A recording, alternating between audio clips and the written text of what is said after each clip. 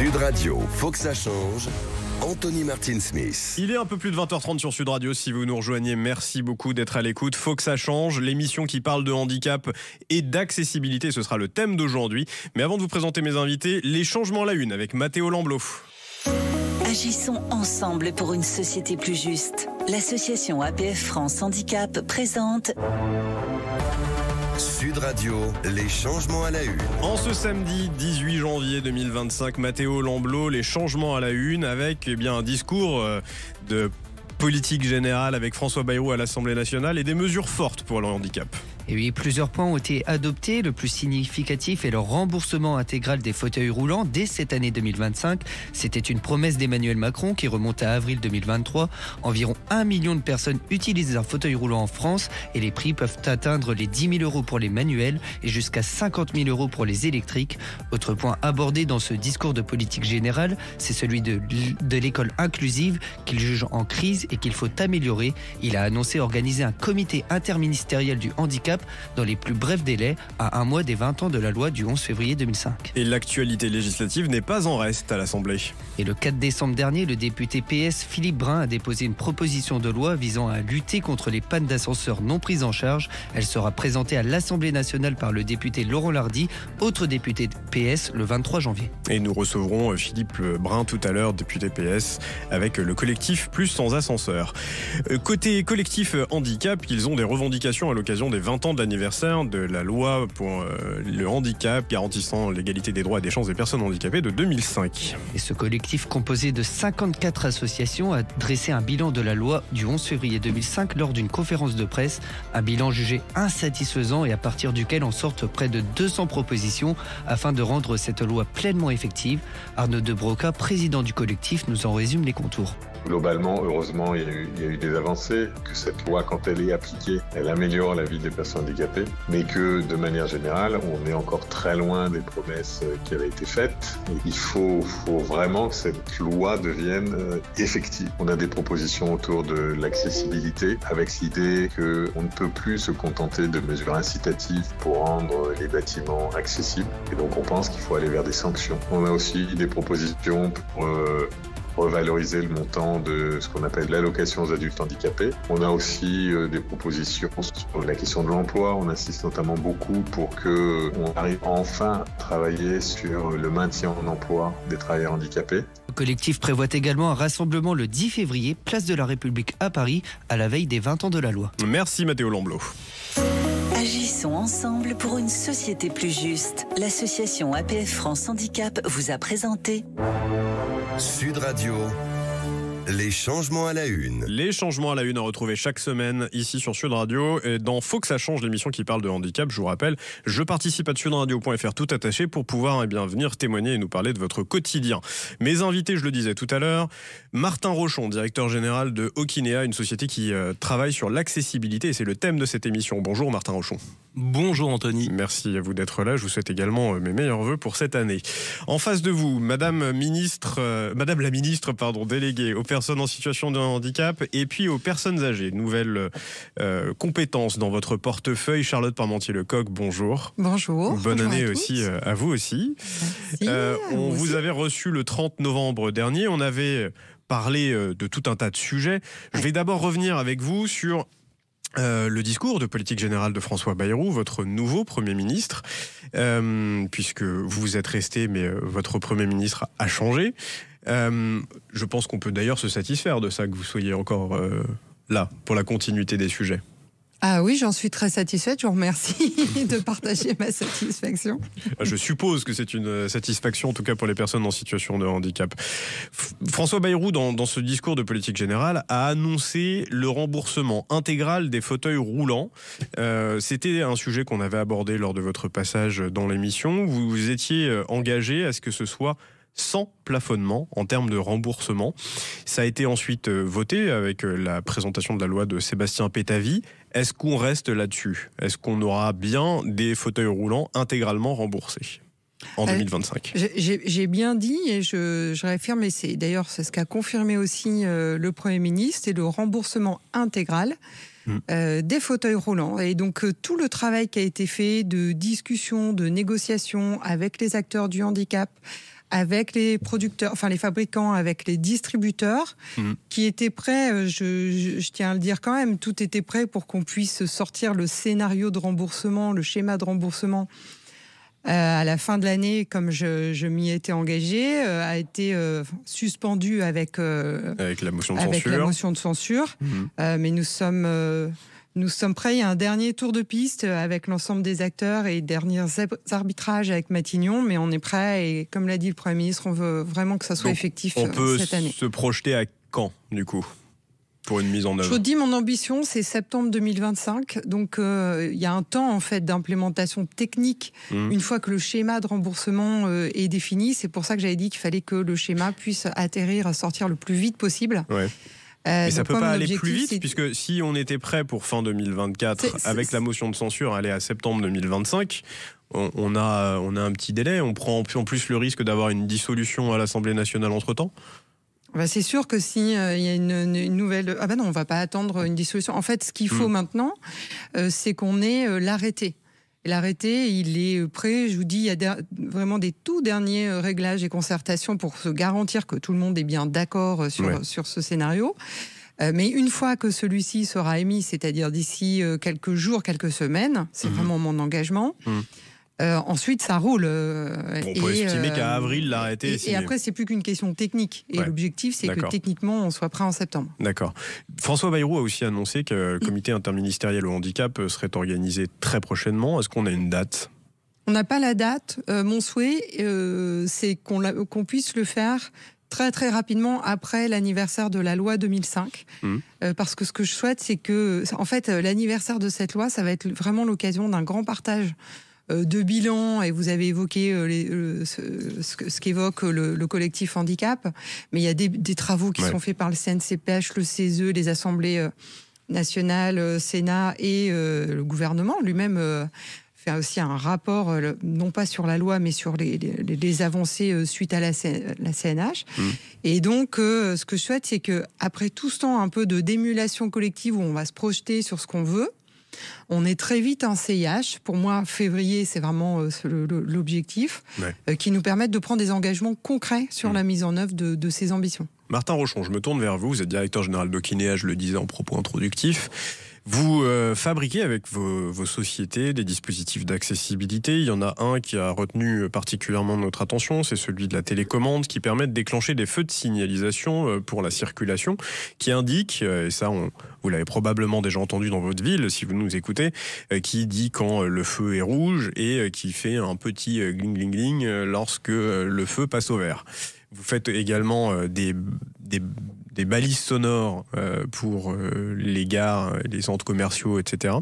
Cette télécommande, comment ça vous est venu ? Merci pour l'invitation et ravi de pouvoir prendre la parole sur ce sujet. Moi, c'est une histoire familiale. En fait, mes parents ont inventé les feux sonores radiocommandés. Et pour la petite anecdote, ma mère est la première voix des feux sonores. Donc j'ai entendu parler ma mère dans toutes les rues de France. Et l'objectif, c'est d'avoir un dispositif simple et efficace pour l'usager. Donc une télécommande, j'appuie sur un bouton, ça déclenche des systèmes. Et ces systèmes vont permettre de restituer une information qui va permettre de traverser la rue en toute sécurité. Donc on restitue le feu pour savoir s'il est rouge ou vert. Et évidemment donner des informations de localisation. Donc on retrouve des balises dans toutes les gares, métros et autres ERP de France. Est-ce que ça coûte cher ? Déjà les télécommandes et puis les dispositifs que l'on doit installer pour des balises sonores. Et globalement, j'élargis la question, est-ce que l'accessibilité au cadre bâti ou l'accessibilité numérique coûte cher ? Alors, et vous voyez où je veux en venir, Madame la Ministre, après. Je vais faire une réponse en deux temps. La télécommande, non, elle ne coûte pas cher, et pour une simple et bonne raison, c'est que c'est un produit ça coûte 25 € hors taxe, et on a une TVA à 5,5 parce que c'est un produit utilisé par des personnes en situation de handicap. Et cette télécommande, on mène un combat depuis quelques temps maintenant pour la rendre totalement gratuite à l'usager. C'est-à-dire que les feux sont déployés massivement par les collectivités publiques, et cet investissement, il a été fait par la France. C'est plus de 250 millions d'euros qui ont été investis par les Français pour Mais alors, l'accessibilité coûte cher ? Je termine et je vous réponds derrière. ce système-là, si on n'a pas de télécommande, il est caduque. Donc moi, ce que j'aimerais proposer à Madame la Ministre, c'est que on fasse sonner la France ensemble et que on aille beaucoup plus loin dans le remboursement de cette télécommande et dans la facilité d'accès, parce que c'est un vrai sujet quand on est déficient visuel, d'accéder à l'information, savoir qu'il y a des feux sonores, et d'accéder à la télécommande. Est-ce que l'accessibilité coûte cher ? Dans des travaux d'accessibilité, parce que au-delà de ça, dans nos activités, on fait 1200 chantiers d'accessibilité par an en France. Ce qu'on peut vous dire, c'est que 90% du coût de l'accessibilité, ce sont des travaux lourds et globalement des travaux de franchissement. 10% sont des travaux de seconde œuvre, ce qu'on appelle de la signalétique multisensorielle qui va servir à tous. Une bande podotactile sur un quai de gare, ça coûte 30 €. Globalement, la durée de vie, c'est une dizaine d'années, ce qui veut dire que ça nous coûte 3 € par an pour sécuriser et savoir qu'on ne va pas tomber sur une traversée de train. Une balise sonore, c'est moins de 1 000 € fournis posés. Donc globalement, les travaux de seconde œuvre sont très simples à mettre en œuvre, les solutions sont industrielles et ne coûtent pas cher. Évidemment, on comprend la complexité quand on doit installer un ascenseur, faire du franchissement, travailler sur les structures, et c'est bien souvent ce qui pose problème dans ces engagements budgétaires. Vous êtes sur Sud Radio, vous ne bougez pas, on revient juste après la pub. Sud Radio, faut que ça change. Anthony Martin-Smith. De retour sur Sud Radio, si vous êtes toujours à l'écoute, merci. Faut que ça change, vous pouvez nous contacter sur jeparticipe@sudradio.fr pour venir témoigner dans l'émission. Mes invités autour de la table, Madame Charlotte Parmentier-Lecoq, ministre déléguée aux personnes en situation de handicap et aux personnes âgées, et Martin Rochon, directeur général des sociétés Okinea qui travaillent dans le domaine de l'accessibilité. L'accessibilité, c'est le sujet de cette émission, je le disais en première partie. On va du coup reprendre, Madame la Ministre, sur ce que disait Martin Rochon avant la pub, puisqu'il parlait notamment on parlait des coûts que ça pouvait représenter, la mise en accessibilité. Le gouvernement a mis en place sur les précédents gouvernements avec Olivier Grégoire, le Fonds territorial pour l'accessibilité et votre prédécesseur Fadila Khattabi. Est-ce que aujourd'hui le Fonds territorial pour l'accessibilité fonctionne? Et si oui, on est à combien de dépenses sur le crédit de 300 millions sur 5 ans, je crois, qui ont été attribués? Il ne fonctionne pas très bien. Ah bah ça c'est honnête. Oui, non mais je vais vous dire, il fonctionne pas très bien parce que je pense qu'il y a plusieurs raisons à ça. Donc c'est un fonds qui, pour rappeler, qui sert à aider les commerces ou des professions libérales à rendre accessible leur local. À hauteur de 50% des dépenses engagées. Donc si on engage 40 000 € de travaux, on a 20 000 € qui peuvent être remboursés au plus haut du plafonnement. Voilà. Alors, il y a plusieurs raisons. Donc, j'ai expliqué qu'en fait, en réalité, on n'a que quelques millions d'euros qui ont été engagés jusqu'à présent. Il faut qu'il soit plus simple, je pense, d'accès. On se pose la question aussi du taux de participation. Tout ça n'a pas aidé à ce qu'il décolle bien. Donc maintenant, on a vraiment un enjeu parce qu'en plus, comme on a commencé à bien communiquer dessus, avec notamment les services civiques qui sont des jeunes, qui sont très mobilisés, très volontaires pour faire la publicité de ce fonds. Martin Rochon, il est bien fléché, ce fonds territorial pour l'accessibilité. Vous l'utilisez avec vos clients ou pas ?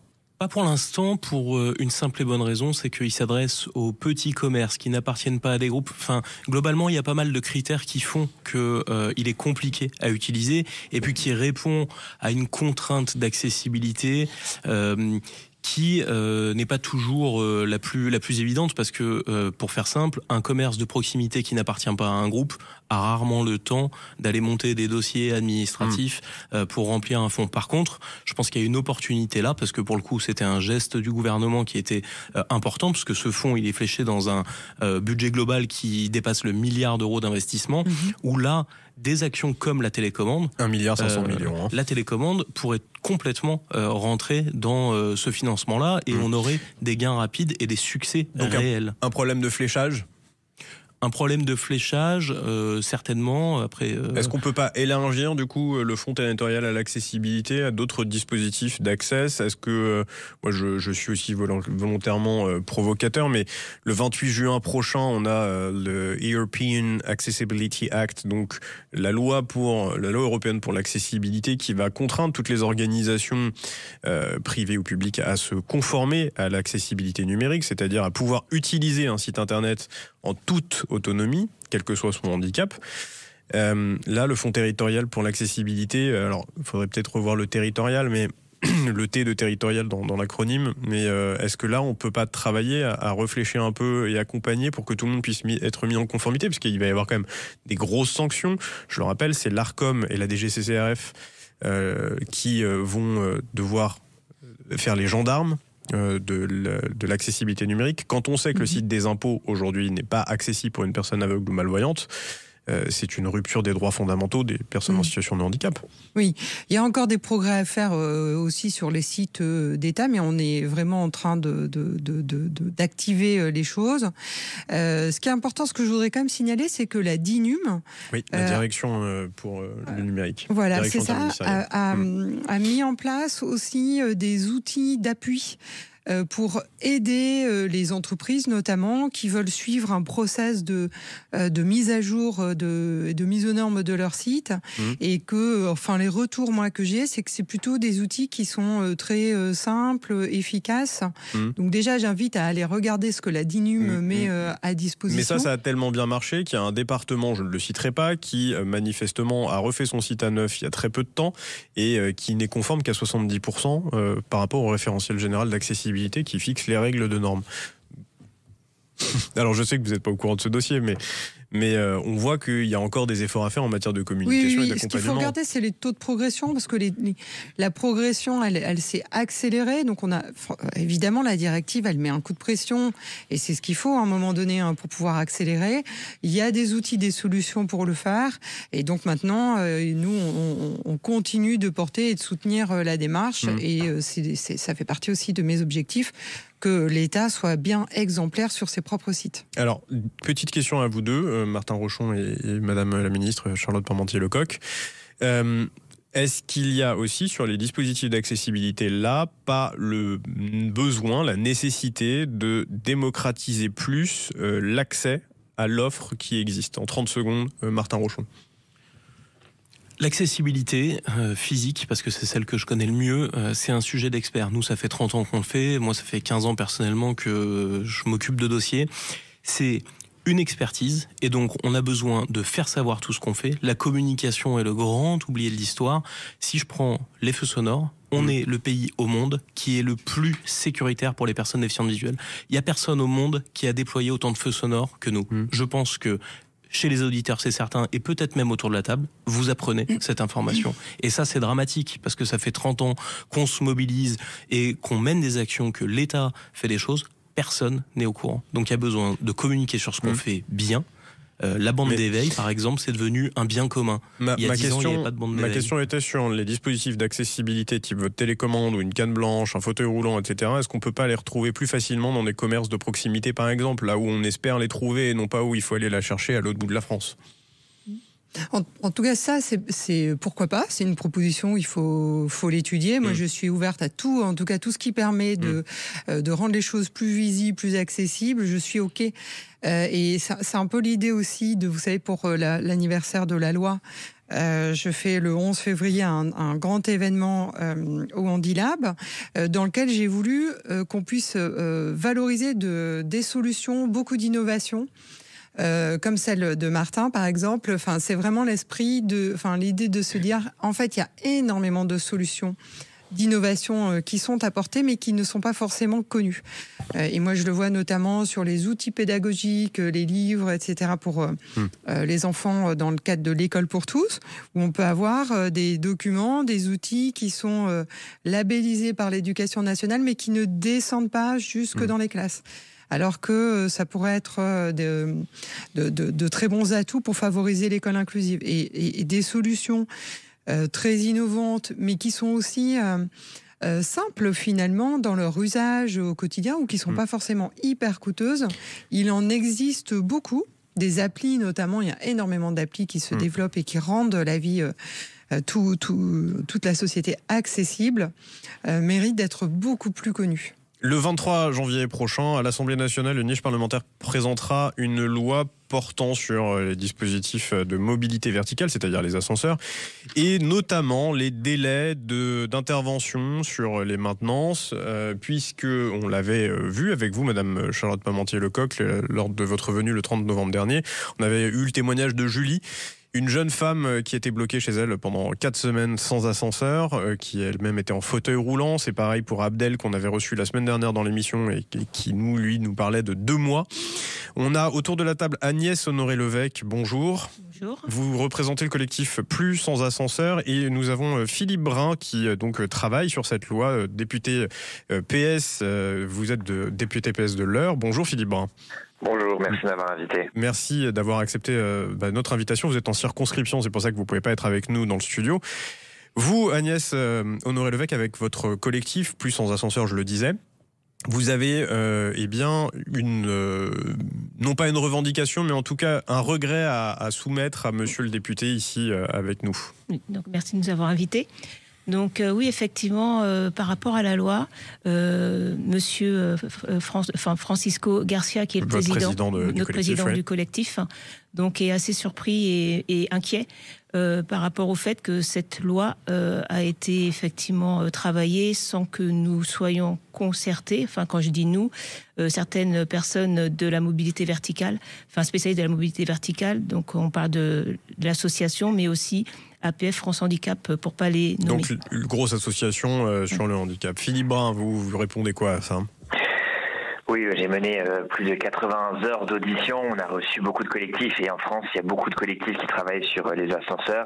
J'ai dit aux membres de Plus sans ascenseur, Fouad Benhamed et d'autres, que je les recevrai avec grand plaisir en début de semaine prochaine, sans aucune difficulté, avant la discussion dans l'hémicycle. Vous savez, l'agenda à l'Assemblée a été assez chaotique, la niche a été reportée et on a su très tardivement la date de passage de la loi, ce qui explique finalement aussi les difficultés qu'on a rencontrées. Mais je veux dire Madame Lévesque qui est ici, qu'on recevra avec grand plaisir à l'Assemblée nationale, les membres du collectif.